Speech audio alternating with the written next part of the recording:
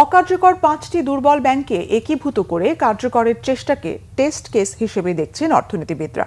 বাংলাদেশ ব্যাংকের এই উদ্যোগ সফল হলে অন্য দুর্বল ব্যাংকগুলোকে দ্রুত একীভূত করতে হবে। তবে সরকার পরিবর্তনের পর কেন্দ্রীয় ব্যাংকের এই উদ্যোগ যেন বাধাগ্রস্ত না হয় সেই নিশ্চয়তা জরুরি মনে করেন বিশ্লেষকরা।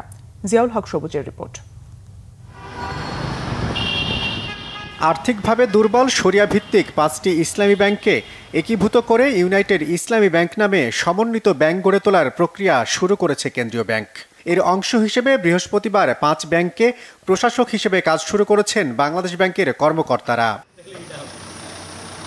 একীভূত হতে যাওয়া দুর্বল 5 ব্যাংক দেশের সবচেয়ে বড় ব্যাংকে রূপান্তর হবে এমনটা আশা করছেন গভর্নর। শুরুতে এটি সরকারি মালিকানায় থাকলেও পরিচালিত হবে বেসরকারিভাবে। কর্মীদের বেতন ভাতা বা আমানতকারীদের সুরক্ষার আশ্বাস দিলেও অনিশ্চয়তা এখন পরবর্তী রাজনৈতিক সরকারের ভাবনা নিয়ে। স্বস্তির জায়গায় নিয়ে যাচ্ছে। অনেক জিনিসই করা হয়ে গেছে যেটা আগামী সরকার বেনিফিটেড হবে আফটার ইলেকশন। কাজে আমরা কিন্তু এটা নিয়ে খুব একটা চিন্তিত নই যে এখানে বিরাট রকমের ইরোশন হবে। আর আমরা যদি বাংলাদেশের ইতিহাসও দেখি, অনেক কিছুই আছে ভালো কিছু করা হয়েছে, সেটা কিন্তু পরবর্তী সরকার এসে কিন্তু আনডু করেনি, সেটা কিন্তু থেকেই গেছে। অর্থনীতি বিশ্লেষকরা বলছেন ডুবতে বসা অকার্যকর ব্যাংকগুলোকে কার্যকরের চেষ্টা বেশ ইতিবাচক। যে বিপুল সংখ্যক ব্যাংক বাংলাদেশে রয়েছে যেগুলো আসলে অপ্রয়োজনীয়, এই ব্যাংকগুলো আসলে সত্যিকার অর্থে বন্ধ করে দেওয়া দরকার। তা না করে এগুলোকে যদি মার্জ করে সংখ্যা কমিয়ে যদি এদেরকে টিকিয়ে রাখা যায় বা এদেরকে যদি অপারেশনাল করা যায়, তাহলে সেটা আগামী দিনগুলোতে বাকি যে ব্যাংকগুলো সমস্যাপূর্ণ রয়েছে সেই ব্যাংকগুলোকে এই ধরনের একীভূতকরণের উদ্যোগের ভিতরে নেয়ার ক্ষেত্রে সহজ হবে।